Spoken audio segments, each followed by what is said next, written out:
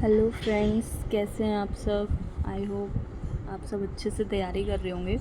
तो आज मैं आपको बताने वाली हूँ इस वीडियो में कि इंग्लिश की तैयारी कैसे करें, इंग्लिश में क्या क्या आता है, क्या क्या पूछा जाता है।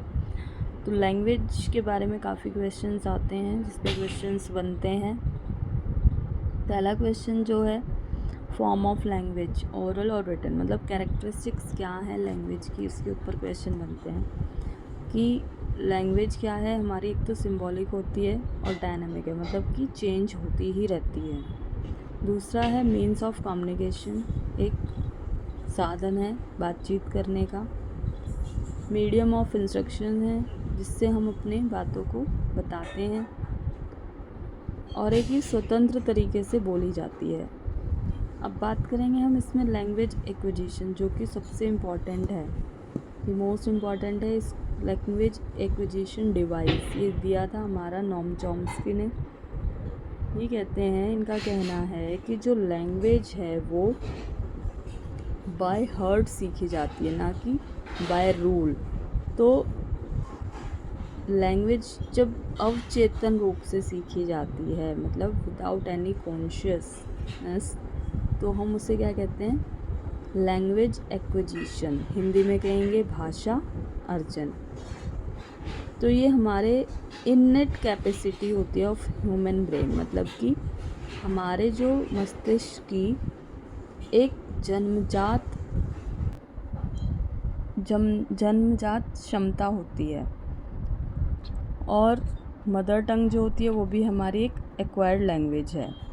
तो अगर क्वेश्चन बनता है तो क्वेश्चन बनता है कि लैंग्वेज एक्विजिशन डिवाइस किसने दिया, तो आता है कि नोम चॉम्स्की। तो इसमें लेव वाइगोत्स्की, बाकियों के भी नाम वो दे सकता है, लेकिन आपको ध्यान रखना है कि ये नोम चॉम्स्की ने दिया।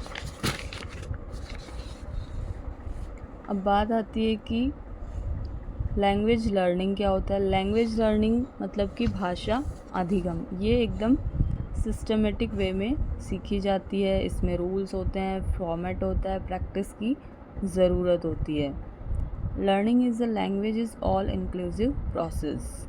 इसमें आपको एक रिच्ड एनवायरनमेंट चाहिए होता है सीखने के लिए। आप इसमें किस तरीके से सीखते हो, स्किनर कहता है कि जो भाषा है वो इमिटेट कर कर सीखी जाती है, और जो ग्रामर है वो भी मीनिंगफुल टेक्स्ट में, कॉन्टेक्स्ट में सिखाई जाती है। अब बात करते हैं यहाँ पर एक्विजिशन एंड लर्निंग में क्या डिफरेंस है।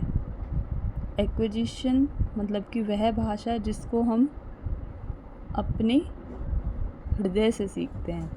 हृदय से सीखते हैं मतलब कि अवचेतन रूप से, बिना सोचे समझे बच्चा जो है एक लैंग्वेज को सीख लेता है, जो कि वो उसकी होम लैंग्वेज कह सकते हैं, आप मदर टंग कह सकते हैं।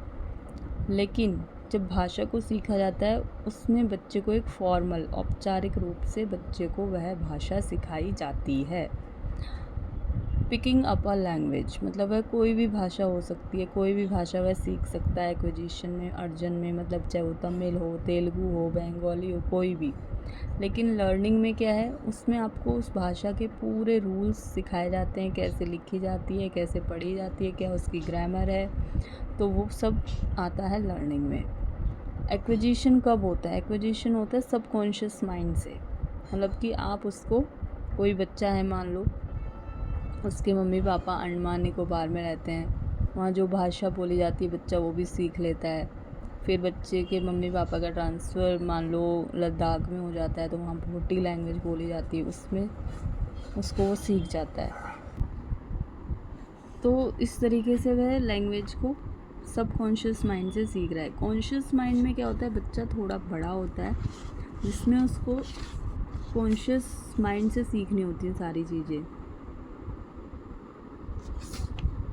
अब बात आती है इम्प्लिसिट नॉलेज और एक्सप्लिसिट नॉलेज, मतलब कि जो एक्विजिशन है वो ऑटोमेटिकली ही बच्चा सीख जाता है, वो उसके अंतर्निहित होती है। लेकिन एक्सप्लिसिट वह होता है जिसमें बच्चे को एफर्ट के साथ भाषा सीखनी होती है। इसमें फॉर्मल टीचिंग कोई हेल्प नहीं करती है एक्विजिशन में, और लर्निंग के लिए बच्चे को फॉर्मल टीचिंग की ज़रूरत पड़ती है। भाषा को सबसे सीखने की पहली शर्त ये है कि बच्चा अंदर से मोटिवेटेड हो। सबसे पहली शर्त क्या होगी? बच्चा सीखने के लिए रेडी हो, रेडीनेस हो। तो इसमें मेन डिफरेंस अगर पूछा जाता है तो यही है इन्वायरमेंट एक्विजिशन एंड लर्निंग में। लर्निंग के लिए बच्चे को एक माहौल देना पड़ता है, इन्वायरमेंट बनाना पड़ता है, तब बच्चा एक भाषा को सीखता है। लेकिन एक्विजिशन बच्चा ऑटोमेटिकली स्वतः ही सीख जाता है। आई होप आपको ये टॉपिक क्लियर हुआ होगा। अब इसी में एक इम्पॉर्टेंट टॉपिक मैं बताने जा रही हूँ कि NCF 2005 में, ये मोस्ट इम्पॉर्टेंट है, 4 टाइम इस पर क्वेश्चन आया हुआ है, 4 टाइम्स पूछा गया है कि क्या according to the observation English is the second language. English क्या है? हमारी दूसरी भाषा है। In a multilingual country like India English is a global language. अब बात आती है एज़ पर इंडियन कॉन्स्टिट्यूशन, इस पर भी क्वेश्चन आया हुआ है। एज़ पर ओला, ओला मीन्स ऑफिशियल लैंग्वेज एक्ट, आधिकारिक भाषा कौन सी है? 1963 की तरह English is an associate official language. Article 343(2), मतलब कि जो हमारे देश की, हमारे भारतीय संविधान के अनुसार इंग्लिश जो है हमारी एसोसिएट ऑफिशियल लैंग्वेज है और हिंदी क्या है? हमारी राजभाषा। इसका एक्ट है 343(1) आर्टिकल। तो आप ये ध्यान रखेंगे दोनों लैंग्वेजेस के आर्टिकल क्या हैं और ये एक्ट कौन सा है। तो एक्ट भी बहुत इम्पॉर्टेंट है। अब थोड़ी सी बात करते हैं हम नोम चॉम्स्की के बारे में, जिसमें बार बार क्वेश्चन बनता ही बनता है। नोम चॉम्स्की का कहना है कि बच्चे के अंदर एक जन्मजात क्षमता होती है, योग्यता होती है किसी भी भाषा को सीखने की। वह किसी भी भाषा को 5 साल की उम्र तक इफ़ेक्टिव तरीके से सीख सकता है। और कैसे सीख सकता है? वो है LAD। LAD मतलब LAD है हमारा language acquisition device. Noam Chomsky का कहना है कि हमारे ब्रेन में 2 पार्ट होते हैं। राइट से वह क्रिएटिविटी करता है और लेफ़्ट से लैंग्वेज सीखता है। तो इन पर क्वेश्चन बनता ही बनता है, जैसे कि language acquisition stands for learning a language without making any deliberate और कॉन्शियस एफर्ट। मतलब कि जब बच्चा किसी भी कॉन्शियसनेस के अलावा, कॉन्शियसनेस के बिना सीखता है वह भाषा, तो उसे हम लेड में काउंट करते हैं। लेकिन इसमें एक पॉइंट और है कि बच्चे के अंदर ये आंतरिक क्षमता तो होती है, जन्मजात क्षमता तो होती है कि वह सीख जाता है, लेकिन जैसे जैसे वह बड़ा होता है तो उसका ये लेड प्यूबर्टी पीरियड के बाद वीक हो जाता है, जिसकी वजह से भाषा सीखने में बच्चे को प्रॉब्लम आती है। तो ये नोम चॉम्स्की का कहना है। ये अभी आप ये ना सोचें कि बच्चा नहीं सीख पाता, लेकिन इसी में नोम चॉम्स्की ये कहते हैं कि बच्चे की जन्मजात क्षमता जो है 5 साल तक ज़्यादा सीखने की होती है। इन्होंने यूनिवर्सल ग्रामर के बारे में भी बताया है कि दुनिया में जितनी भी भाषाएं हैं वो एक मूल व्याकरण, मतलब कि यूनिवर्सल ग्रामर में कॉमन है। जनरेटिव ग्रामर, जिसमें हमारा जो ब्रेन है वो रूल्स को जनरेट करने की क्षमता रखता है, ना कि इमिटेट करने की। तो ये यूनिवर्सल है इनका ग्रामर कहने का। According to Noam Chomsky, children's language develop follows a similar pattern across the cultures. मतलब ये कहते हैं कि बच्चों की जो लैंग्वेज सीखने का पैटर्न है वो सभी कल्चर्स में सेम है, एक जैसा है। The stages of language development occurs at the about the same ages in some children. They acquire language quickly and effortlessly.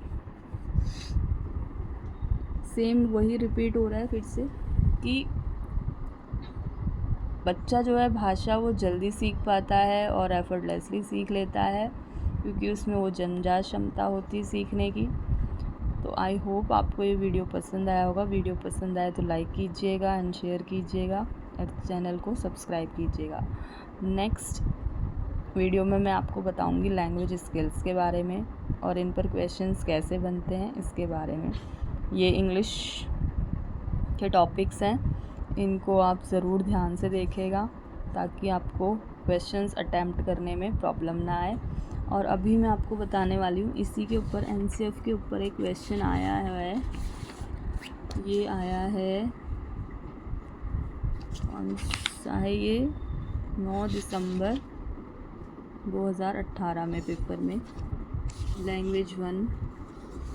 ये देखिए, according to the observation in the NCF 2005 English is the dash language in India, foreign global first second, तो second.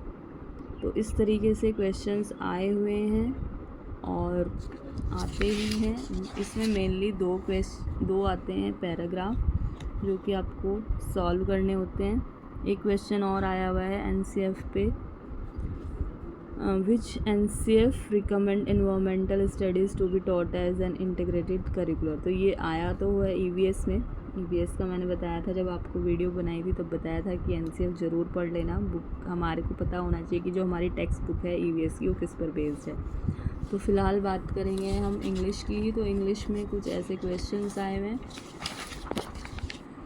दूसरा, इसमें काफ़ी सारे homograph, sight words क्या होते हैं, फंक्शन वर्ड्स क्या होते हैं, तो मैं अपनी अगली वीडियो में आपको बता दूँगी। तो थैंक यू फॉर वॉचिंग, मिलते हैं अगले वीडियो में।